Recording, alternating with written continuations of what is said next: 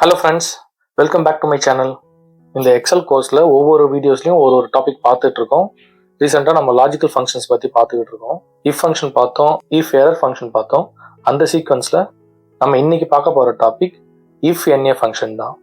இந்த டாபிக் உள்ள போறதுக்கு முன்னாடி நம்ம சேனல் எதுவும் சப்ஸ்கிரைப் பண்ணாம பார்த்தீங்கன்னா சப்ஸ்கிரைப் பண்ணிக்கோங்க. கூடவே பக்கத்துல இருக்க பெல் பட்டனையும் கிளிக் பண்ணி நோட்டிஃபிகேஷன் ஆல் கொடுத்து வச்சுக்கோங்க. அப்பதான் நான் போற எல்லா வீடியோஸும் உங்களுக்கு நோட்டிஃபிகேஷனா வரும். மறக்காம உங்க ஃப்ரெண்ட்ஸுக்கும் ஷேர் பண்ணுங்க. இந்த வீடியோ உங்களுக்கும் யூஸ்ஃபுல்லா இருக்கும். வாங்க டாபிக் உள்ள போலாம்.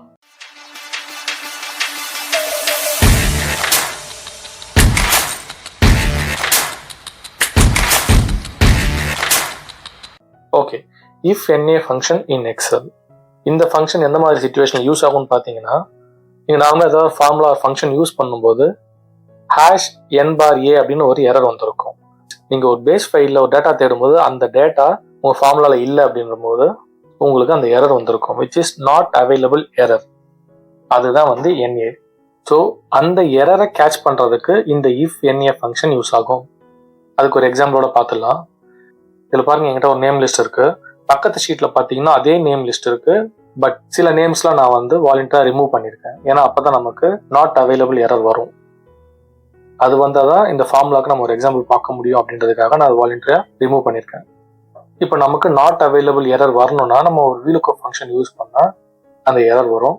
நம்ம இன்னும் VLOOKUP ஃபங்க்ஷன் பார்க்கல. அது ஃபியூச்சர்ல வர வீடியோஸ்ல தான் பார்க்க போறோம். VLOOKUP, XLOOKUP ஃபங்க்ஷன்ஸ் எல்லாம் பார்க்க போறோம். இப்போதைக்கு நம்ம எக்ஸாம்பிள் பார்க்கணும் அப்படின்றதுக்காக VLOOKUP ஃபங்க்ஷன் நான் யூஸ் பண்ணிக்கிறேன். அதுல IFNA ஃபங்க்ஷன் எப்படி யூஸ் ஆகுது அப்படின்றதே நான் உங்களுக்கு காமிக்கிறேன். ஓகேங்களா? So equal to VLOOKUP. இந்த நேம் தான் நாங்கள் ஐடென்டிஃபை பண்ணி தேட போறேன். ஸோ இந்த ஏரியால நான் இதை செலக்ட் பண்ணிக்கிட்டு 1,0 கொடுத்துக்கிறேன். இந்த ஃபார்ம்ல நான் எல்லாத்துக்குமே நான் ட்ராக் பண்ணிக்கிறேன். இதில் கவனிச்சிங்கன்னா இப்போ பாருங்க, ஃபில்டர் பண்ணி பார்க்கலாம். இதில் பார்த்தீங்கன்னா 7 எம்ப்ளாயிஸோட நேம்ஸ் வந்து அந்த ஷீட்டில் அவைலபிளாக இல்லை. ஸோ அதனால தான் இங்கே வந்து #NA அப்படின்ற எரர் வந்திருக்கு. ஸோ இந்த #NAவை நமக்கு ஏற்ற மாதிரி ஒரு டெக்ஸ்ட் யூஸ் பண்ணி ரீநேம் பண்ணிக்கலாம். அது எப்படி பண்ணலாம்னு பாருங்க. IFNA யூஸ் பண்ணி ஒன்றும் இல்லை, ஜஸ்ட் நீங்கள் F2 கொடுத்துக்கோங்க. இந்த ஈக்குவல் டு VLOOKUP இருக்கு பார்த்தீங்களா, அங்கே IFNA போட்டு இன்னொரு ஓப்பன் ப்ராக்கெட் கொடுத்துருங்க. ஸோ இந்த ப்ராக்கெட்டை க்ளோஸ் பண்ணோம் இல்லையா, அதனால ஃபைனல் ப்ராக்கெட் க்ளோசிங் ப்ராக்கெட்டில் வந்துட்டு கமா. இதில் இந்த சின்டெக்ஸ் பாருங்க, IFNA இங்கே வேல்யூன்றது நம்ம லுக்கப் இந்த ஃபார்முலா தான், VLOOKUPன்ற ஃபார்முலா தான் இங்கே வேல்யூ. இங்கே கம்மா போட்டோடனே இங்கே IF_NA அப்படின்றது ஹைலைட் ஆயிருக்கு. இங்கே என்ன கொடுக்கணும்னா நமக்கு என்ன அவுட்புட் வரணுமோ அந்த அவுட்புட் நம்ம கொடுத்துக்கலாம். ஸோ நம்ம டெக்ஸ்ட் அவுட்புட் கொடுத்துக்கலாம், கோட்ஸில் கொடுத்துக்கலாம். ஓகேங்களா? So open quotes, name not available,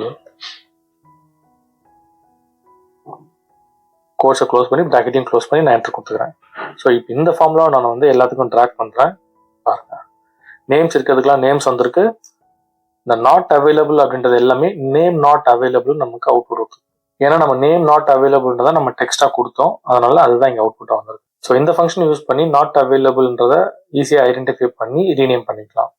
இந்த வீடியோ உங்களுக்கு ரொம்பவே யூஸ்ஃபுல்லாக இருந்திருக்கும்னு நினைக்கிறேன். இந்த வீடியோ பிடிச்சிருந்ததுன்னா லைக் பண்ணுங்க, கமெண்ட் பண்ணுங்க, உங்க ஃப்ரெண்ட்ஸுக்கும் ஷேர் பண்ணுங்க. மறக்காம சப்ஸ்கிரைப் பண்ணி பெல் நோட்டிஃபிகேஷன் கொடுத்து வச்சுக்கோங்க. தேங்க்யூ ஃபார் வாட்சிங்.